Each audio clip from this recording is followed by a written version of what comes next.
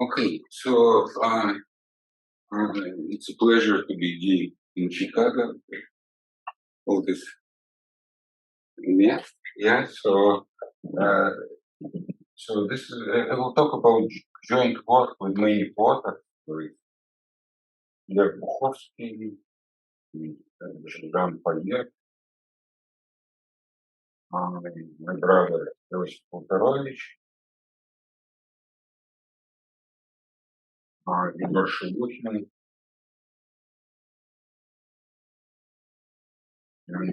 Russian Sergeyevich.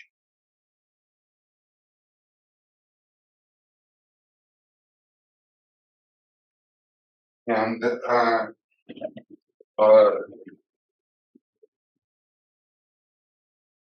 roughly speaking, the subject can be described in the following way. So there is a kind of standard story about interplay between geometry and topology, right? So, for instance, first thing which comes to mind is curvature of the medium metric, yeah, and topology of a circle. But I wish to play this game in the framework of function theory, where by geometry of functions I mean, okay, kind of two things. So first of all, decomposition of functions into eigenfunctions of various geometric operators.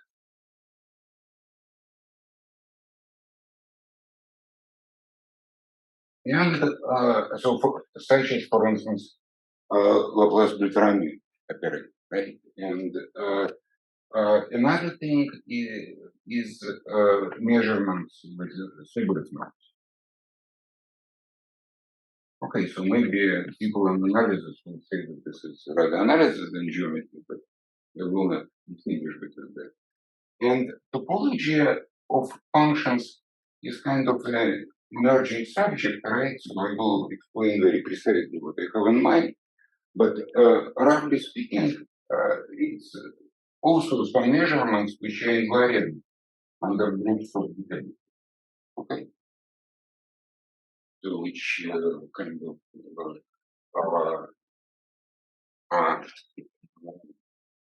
amenable to rather dramatic change.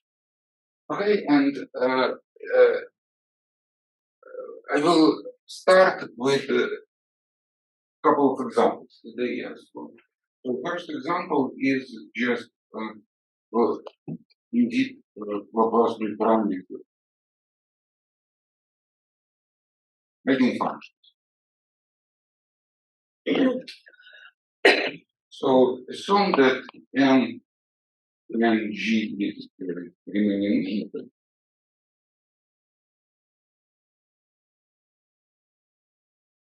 So then Laplace of F equals to minus the divergence of gradient of F.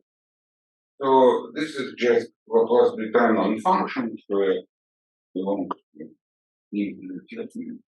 and we know that this operator has a discrete spectrum.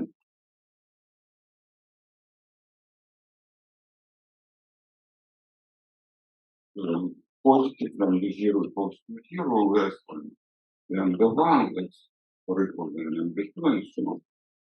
And this spectrum goes to infinity. And there is probably the most important statement about this spectrum. It's called Weyl law. It says that number of eigenvalues which one lambda grows as constant times lambda in the field.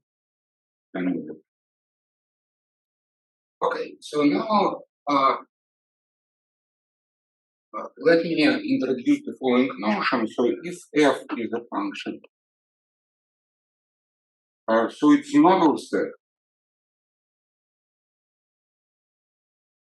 z of f It's just the set where F is vanishes. And nodal domain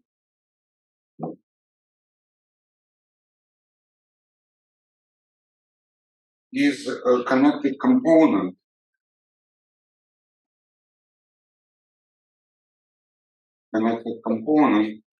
of n minus z of. Okay, and I will use notation m0 of f is just number of nodal domain.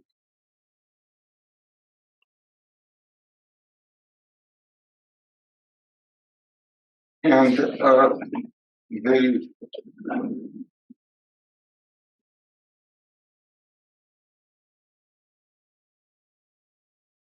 remark is that in principle, these nodal domains of eigenfunctions are, on the one hand, of acute interest, so people are interested to understand how they look like. Yes, so nodal domains and nodal sets. And on the other hand, in many examples, they look extremely complicated, right? So even if you will take random, if you will take standard sphere with round metric, right, and you will take kind of random spherical harmonic, so this nodal domain can move with a very complicated shape. Right? And so then you have kind of partition of sphere into such shapes. And apparently we don't have a good geometric language how to think about the sets when lambda goes to infinity. I think that our departmental coffee cup has a nodal domain. That's right. Yeah, that's right. I see. Okay. I'll have to see if we could find one. Yes, okay.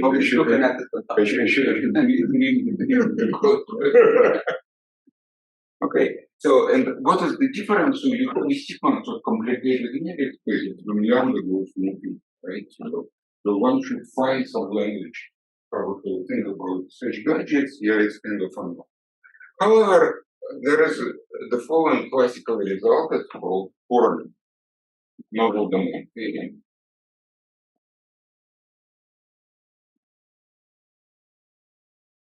And it states that if f is eigenfunction corresponding to lambda equals to lambda j, so then m0 of lambda of f is less or equal than j plus 1. Okay? And so thus we can actually say the following thing. So combining wave law and Courant nodal domain theorem, we see that m0 of lambda is less or equal than c lambda plus 1 in the power n over. Okay.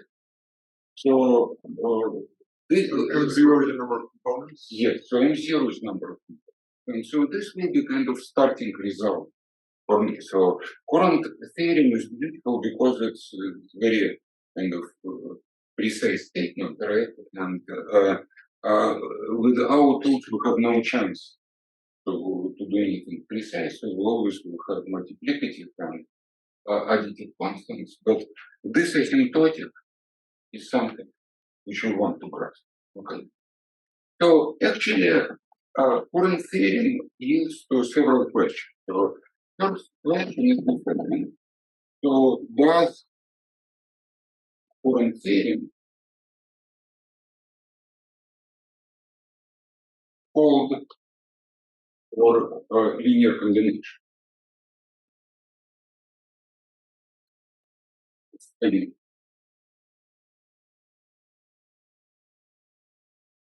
And the answer is yes in one dimension one. So actually, apparently it's true. 1836 This is the story, of course, about the circle. Because there are certain functions of the circle and certain coordinates exactly kind of sines and cosines, right? Linear combinations. With polynomials, the result is correct. So then there was a What does it mean? Does the theorem hold for linear combinations? so you have estimated of this. So the number of nodal domains is bounded by lambda to power 1 over 4. The different lambdas that go into the linear. Yes, when lambda goes to infinity, you have sections. Right, yeah, right, but it's the worst of the lambda. The worst of it. The highest. It's the highest in the lambda. Yes. So you have a problem. Okay. So now, quite amazingly, all the story started with the floor. So by the way, so in this case, right, I mean, it's not just taking the sum of the, say, 15 eigenvalues, right? I mean, here you're allowing eigenfunctions, right? Here you're taking any, the span of that thing. Is that what you mean in general, or? Yes, I mean. Okay, you just mean the span of the first one. Yes, I mean the fluent. So we will consider this case of lambda. So this is some AJ FJ, so we get lambda J, let's sort of them. So it's a whole experiment, functions with lambda J, let's sort of them. The function space is kind of exhausted, right? By this space, so we want to understand what happens to this. Sorry, is the first inequality true? I mean, like that feels softer, right? Just the bound that it's less than. Yeah, it's probably twice that. Right? Yes, so you probably need some plus.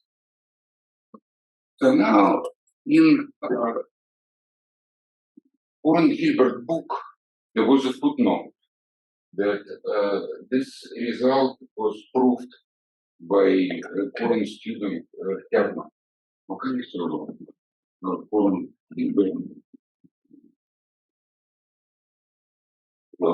somehow mentioned the result by Herman, but interestingly, I mean, there was no such a result. There was such a guy with no result. Okay, and then the question about Courant theory for eigenfunctions was quite advertised by Arnold and Perot in the 70s. And yet Perot found some counterexamples in algebraic geometric situations. So I think on RTP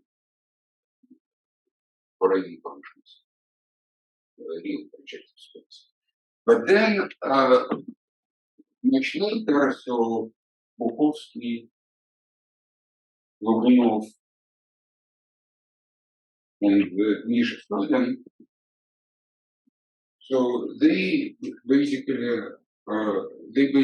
killed the problem, so by producing very nice metrics with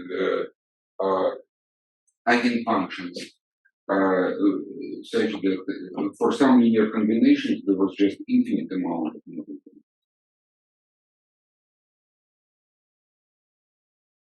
In principle, I mean, there is no bound. And they did this, I believe, for two-dimensional torus, and then there was for work, yes, I think by Sharon and H.Donnelly, who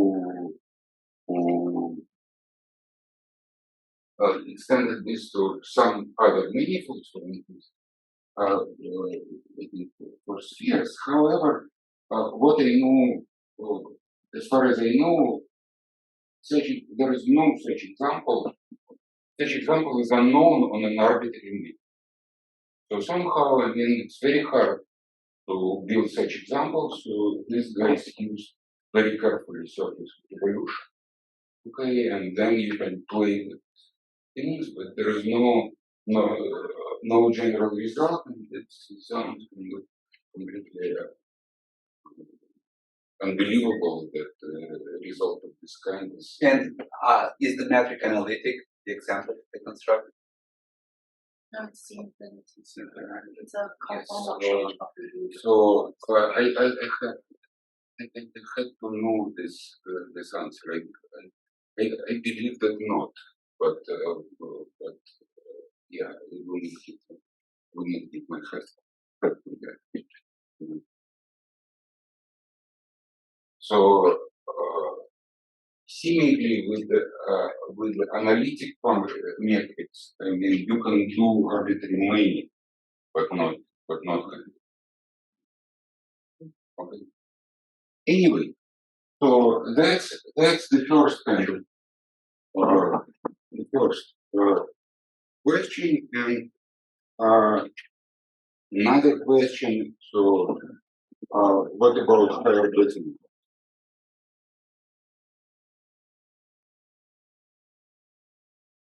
Okay, so somehow nobody said that we should be interested in zero-dimensional homology of nodal set, higher homology, and actually, indeed, for random linear combinations, Dut inequalities are kind of expected, right? And this was considered by Vichy.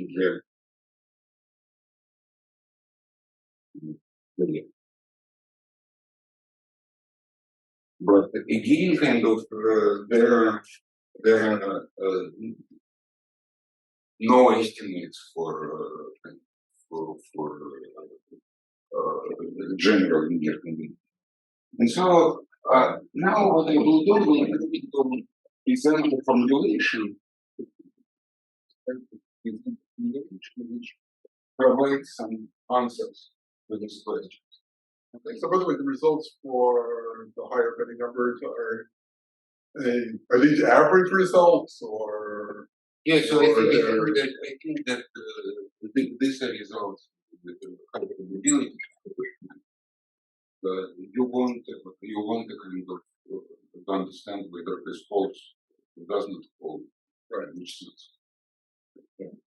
And so I will start formulating our results, and they could be formulated on two levels. So today we'll do this on down to earth level, and on Thursday on more scientific level. And the general idea is kind of very simple. So the idea is that it will do a kind of haircut to a function, so we'll kill small oscillations. Okay. So then the picture, at least asymptotically, will be perfect. Okay, so then we will be able to reconstruct this asymptotic. Okay, and the question is, what does it mean to kill small oscillations? So, for instance, naively you can do it like this. So we'll put some R of data, so here is a function in very positive number. It will be a dimension of image of each R bigger than this to each R, let's say, M minus Z of F, so complement to the nodal set, which would be referred to within zero. And what is that? So I understand. It's dimension of the image of what? Of the Maxwell homology. Of set. The Maxwell homology. So this is our F dimension. It's R. HR, right? So this R It's like Yeah, there's an R on the This R is close to R. So let me show what it's in the other side. Yes, and that homology of F bigger than zero. Okay, and so let's let me explain what this means. So, for instance, what is M0 of F bigger? It's very simple thing, just number of deep nodal domains. deep nodal domains, where deep means the following. Deep means the following. So maximum absolute value of f on u simply bigger than this. So let me illustrate. So let's consider a function.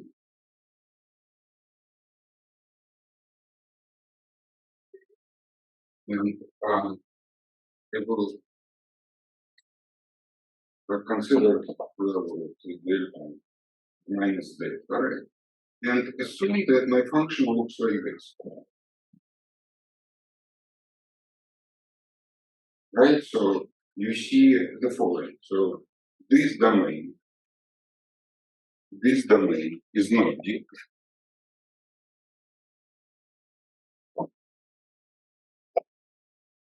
And this nodal domain is also not deep.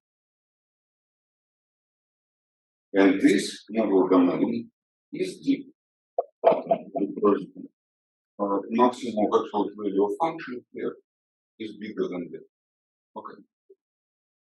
So for the level of kind of accounting connecting components, we literally kind of ignore nodal domains with small acceleration. So this definition was given in 2007 by Leonid Polterovich. And actually, what I will try to explain in this lecture, so in dimension 2, we more or less did with solid space, or at least in some generality, which was satisfactory to us. However, generalization to higher dimensions was completely unfeasible with the method which we use. Our method was really very, very challenging, I would say differential challenging. And what we can put, so this is the first result which I wish to present. So it's our result the folks Павел Иосиф Шилович, Дмитрий Стол, right? So this it goes like this. So take every delta bigger than zero, every k, let's say, integer, which is not so essential, which is greater than over 2. So then for each graph with inside of lambda, so if lambda is this space which I described, so space of linear combination. Eigenvalues were sort of convex. So we have to normalize the function in some way. So traditional normalization is very tall. So holds the following: that MR of F delta is less or equal than C1 delta in the power n over k lambda plus 1 in the power n over 2 plus c. And the constants C1, C2 do not depend on lambda and delta, of course on F, however they depend on K and dependence on K is kind of tricky and not clear to us. It would be good for some, not common. Okay, so that's the state. So somehow for deep nodal domains in this sense, you really have a But what? Okay. K is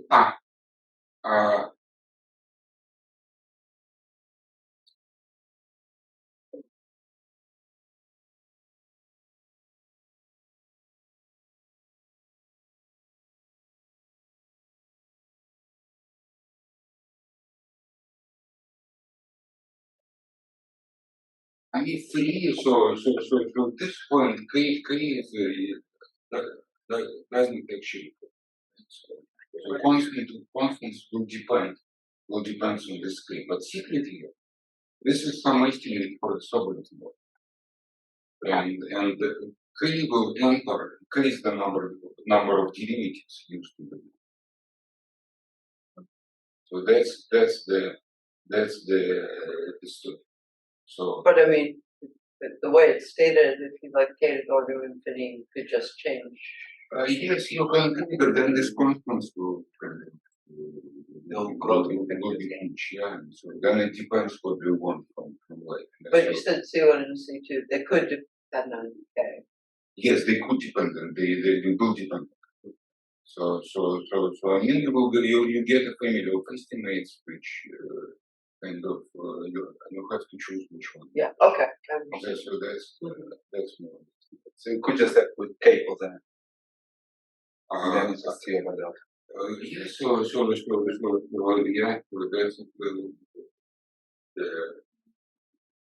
possibility. The bound doesn't depend on R. No, because R is a finite number, right? From 1 to n.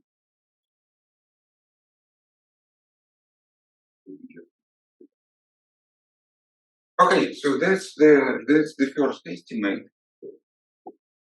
which I wanted to show. So now the second one is like this. So it's also a separate story. So that is we'll call it persistent Bezout theory.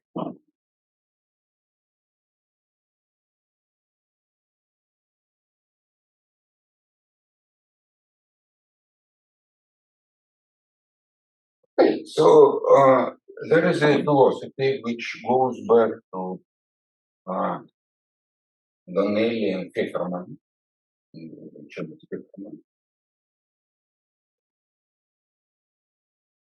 The work of E.T. that functions from F lambda behave as polynomials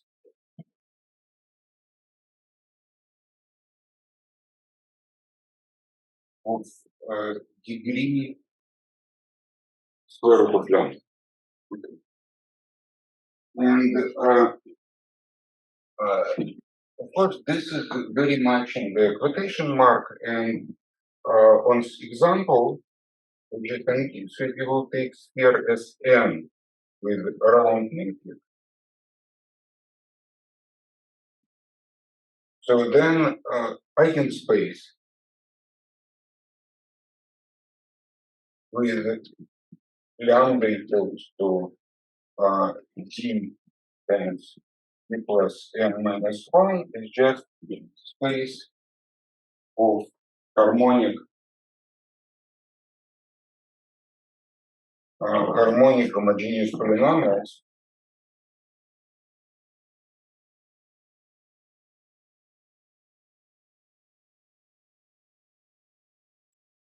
d on r n plus 1.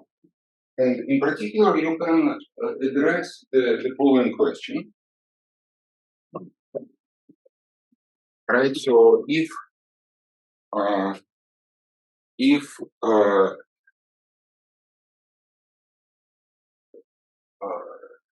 eigenfunctions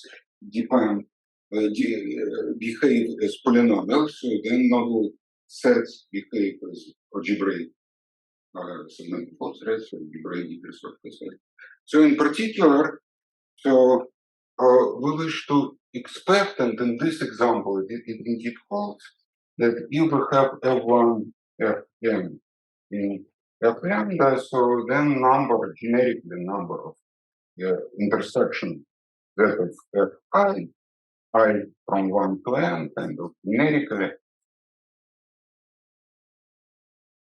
less or equal than constant times lambda plus 1 in the power n over 2, right? So I have n functions to root of lambda for which each. And what did you write there? The cardinality of what? Cardinality of the intersection set. So I I want to consider the intersections. Okay. Correct. And indeed, in random setting,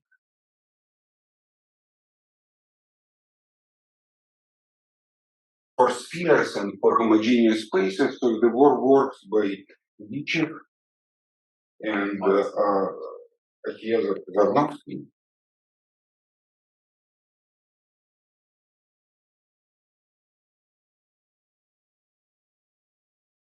Who showed that on the level of expectations, this is true, right? So expected number of intersection points is predicted. Okay. So somehow this estimate is great. Okay, and so I wish to formulate the result, which goes like this.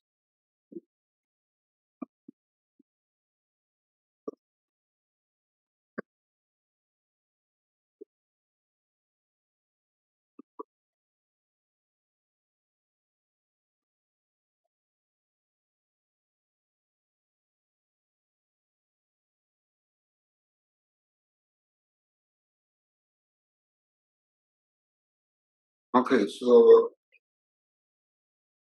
let me denote by set R of F delta be image again, homology of zero set. So now I'm talking not about complement zero set, but zero set. To homology of, let's say, F less than delta. Okay. And so let F1 Fn be functions in a lambda. So norm Fj N2 equals to 1. J, let's say, runs from 1 to n, which is dimension of n. And we consider F to be sum of Fi square root. Okay. So somehow I wish to define, look at this persistent Betti number for this function, having in mind that it vanishes exactly when all Fi vanish, right? So exactly in the intersection. Okay, so let me give you an example. So the example will look like that. We need to show.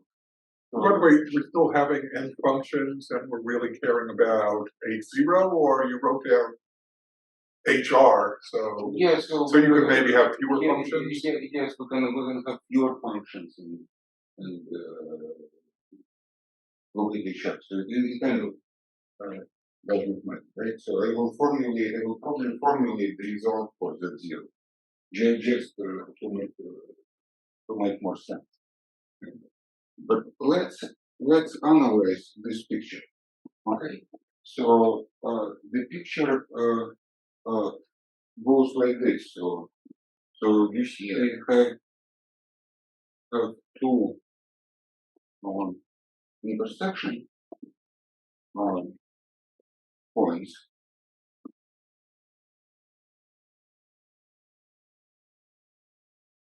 Right, and so let's say this is F less than delta, and this is F less than delta, and so then if my points are 1, 2, and 3, so we see the following thing, that actually ZF1 intercept ZF2 equals to this 1 to 3, but Z0 equals to of F delta equals to 2, because these 2 points are counted as 1 point. So they lie in the same connected component of F less than delta. And so in a sense, the idea is the same, right? So what we're doing, so we have 2 hypersurfaces and we try to separate kind of. oscillations which are very small. And so if they are small and kind of clustered in some sense, we count them as one point. And kind of real oscillations, which we real intersection points where the branches are kind of well separated, so we count them as one. Okay, I must admit that it's probably a good time to mention that all these so-called problems was studied in 80s by Yomdin, Yossi Yomdin. And Yomdin had, I will mention it more or less exactly, little later. But Yomdin had this idea of to quantify the transversality. Okay, so he had quantitative transversality theory, which is useful, and this is probably some kind of cousin. Okay, but I would say much more topology. Okay, so in this another way, so here at theorem.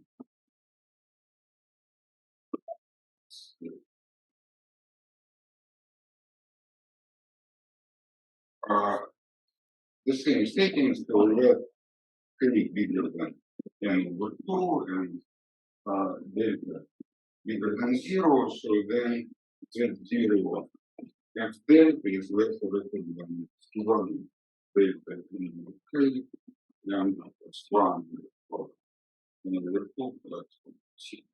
Okay, with the same, so exactly the same.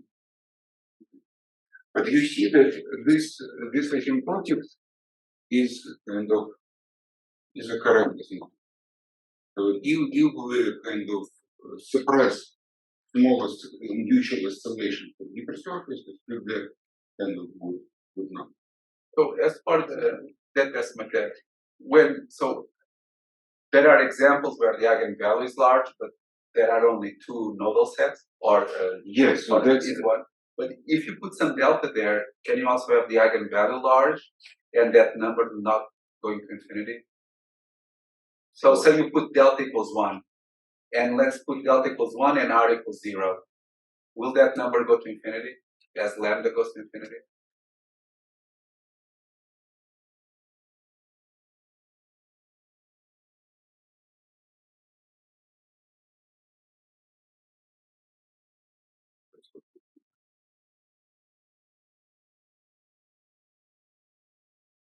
Once again, you fix that, and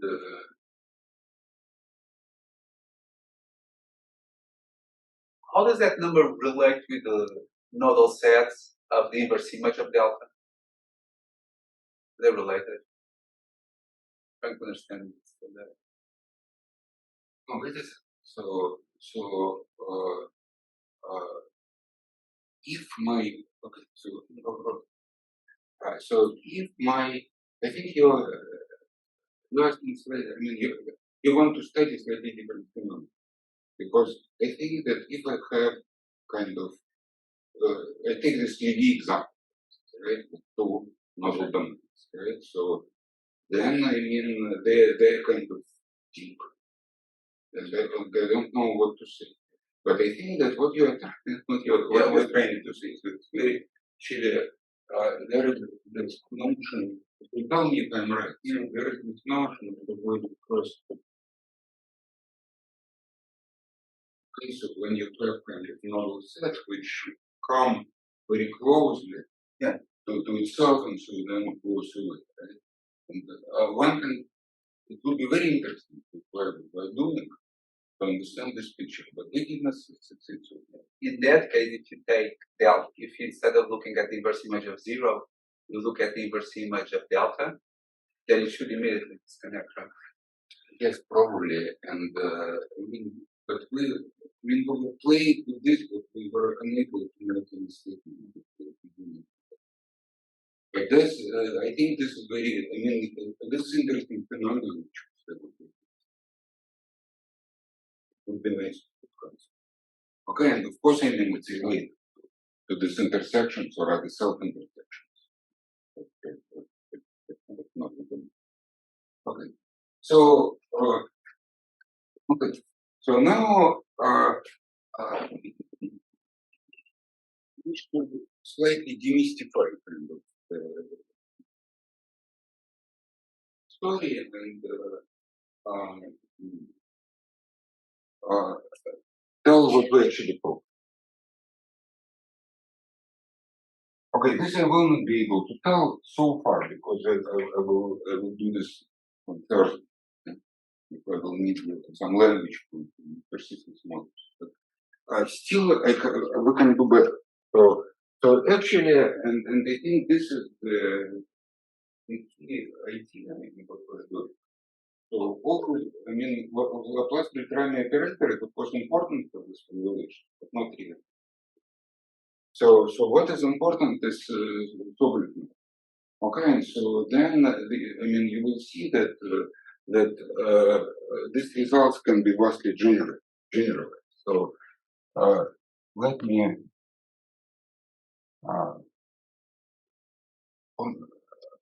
call it oscillations near Sobolev norms.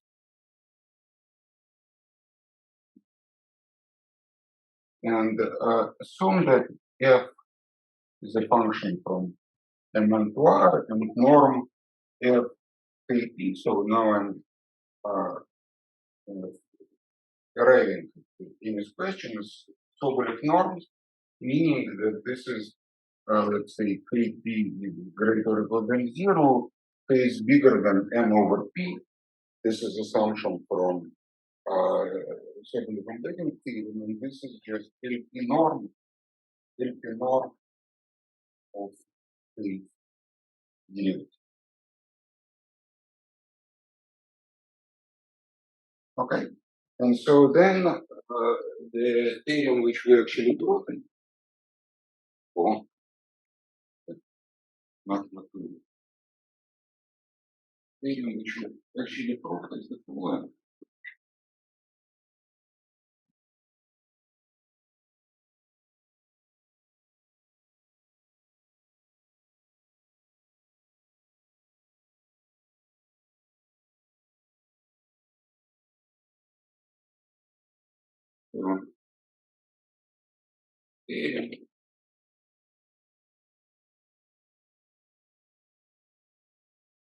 That MR of F delta is less ever minus 1 delta in the power minus n over k norm F in over k plus C2, and the same actually holds for Z.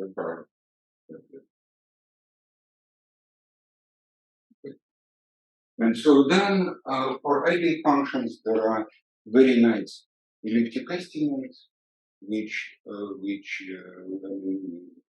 simply apply them to get this result, and actually C2 is simple constant less dimension. It's a Betty number of time. Okay, and C1, dependence of C1 on K is depends on metric and K. So now this what this theorem yields? So it's yield first of all force Courant and Bezout.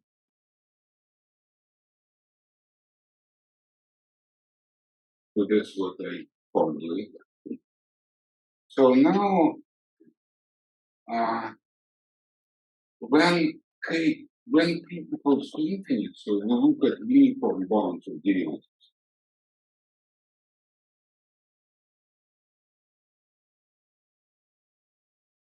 So this is a classical story. So the work works by Courant and Vitushkin in the 50s. And very important work which influenced us, Yomzin at 85, so some parts of Yomzin's project we were using. So then there was a work when k equals to 1, so one derivative. P equals to infinity, so we consider maximum. And this is already a paper by persistent people. Hohensteiner,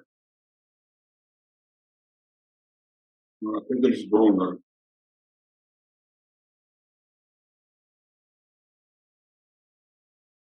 and Milika, 2003. And so they did kind of analytically simple thing, but they started to speak correct language from our perspective. And there was a work when n equals to 2, which I already mentioned, so k equals to p equals to 2. It's actually two works. So myself and Toydin, 2007, so we proved estimates on the number of deep nodal domains on surfaces by using geometry.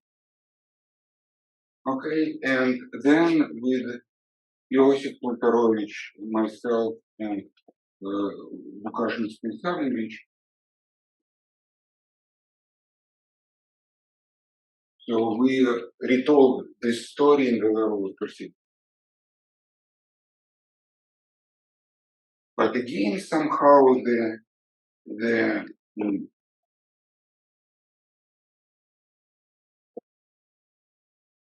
even the kind of this new understanding, so that we're actually doing some kind of persistent topology, logical persistence. So it was unclear how to replace geometric ingredient with which we used with solid. And actually what we used with solid was the following. So we considered lifts of level sets of functions into unit tangent bundle together with normals and analyzed the lengths of these lifted functions, lifted level lengths in some natural society. Okay, and so then some geometry can give the estimate, and this miserably failed. I mean, you still can lift things, you will get a little bit closer to simulating geometry, however estimates not really. Okay, so then in light of the fact that this is very general formulation, right? So our theorems general, so I mean, Courant, Bezout. Okay, so generalize to, okay, let's say Courant, generalize to eigenfunctions of two differential.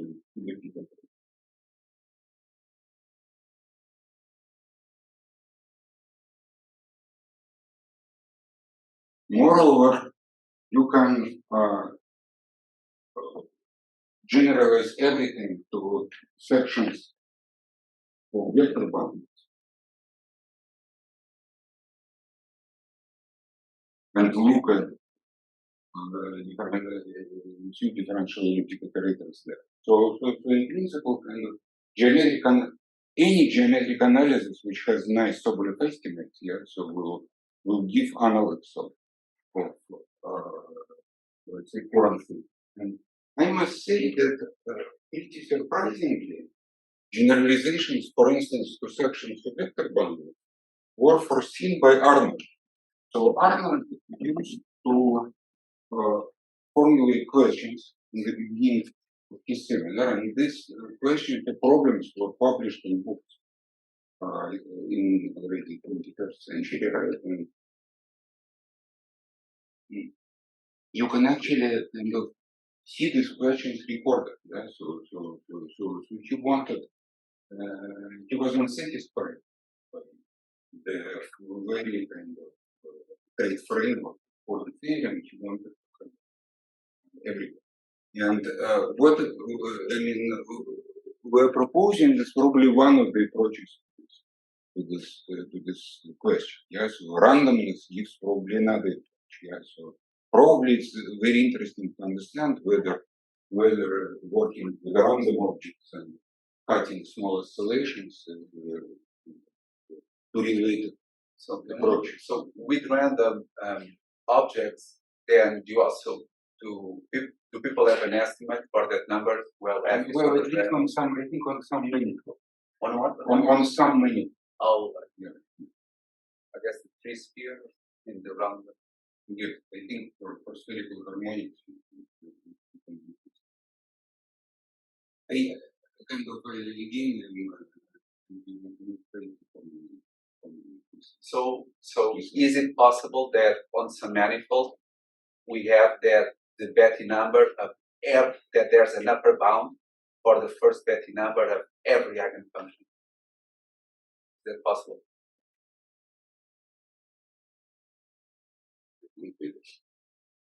So, but it's not.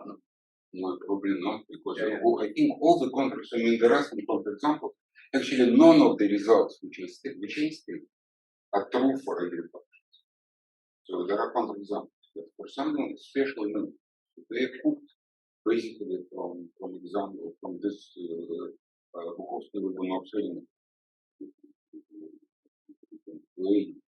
some products. I think even the example is not known on arbitrary. That's not totally clear. And it's clear why technically they wanted to work with Torah to play with the story. I don't see any reason why this could be. I mean, why any kind of why topology, how topology can fill results of this. So it's unfortunately very much reflects the lack of our knowledge. Okay, so let me briefly explain method of the proof, and this will be the subject of my next lecture. So first of all these results, I mean, as stated, it's kind of quite unclear how to prove them. Okay, so we translate these results, to specific language. So that's true for any P that the constants depend on. Yeah, so you need the condition. That K is greater than. Oh, I see.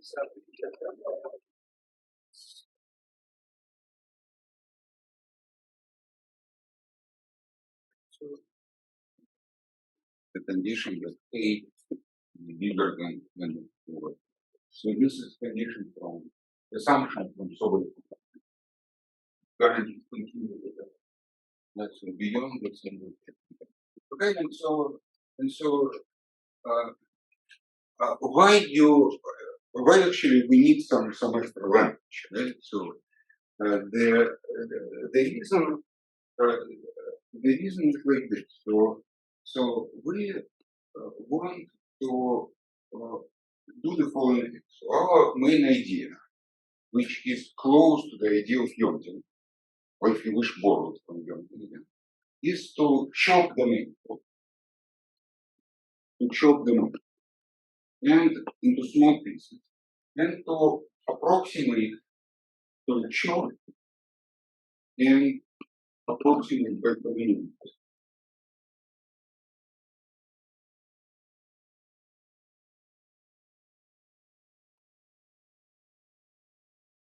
So chop in such a way that norm on each square, for instance, yeah. So cutting mechanical in this square will be small, and so then the degree of this polynomial will be small. So the degree also will be small. And since the degree is small, well, you can again use algebraic geometry in some way. right? So you can make some estimates in degree. Moreover, this persistence language is robust with respect to small perturbations. Right? We perturb C0, right? But polynomials, so basically, I mean, these quantities which we discussed behave nicely when we perturb. Okay. And so this idea, chop and approximate, it's kind of Young's idea. However, what we need some extra ingredients, so we use more multi-state. So we cannot kind of. Youngin was dealing with the uniform norm of the derivatives and kind of chop, so to say, into equal squares. Yeah, so we have some chopping algorithm which stops, okay, and we have to prove that it stops and so on. But I also probably should say that on algebraic geometric side, kind of ingredient is Milner's bound. Is Milner's bound on the number of critical points of the number given. However, now comes the question. So since we were looking at kind of non-trivial information, right? So assume that on small cubes everything is good. How we can pass back to the main?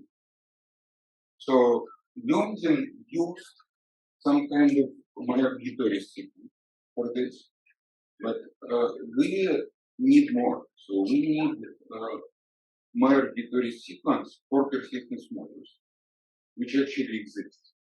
And what we need a kind of new local to global principle.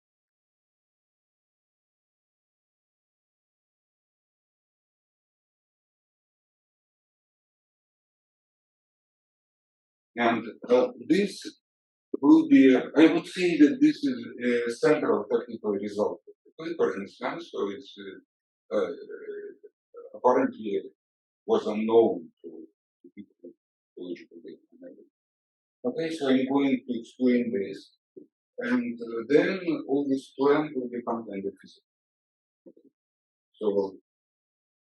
So that's more or less what I wanted to say, and so next time I will start talking about persistence models, okay, and I will make much more detailed outline of the book. And so then we'll see. So one of the things which I plan to do is to give some background of this. Okay, so thank you.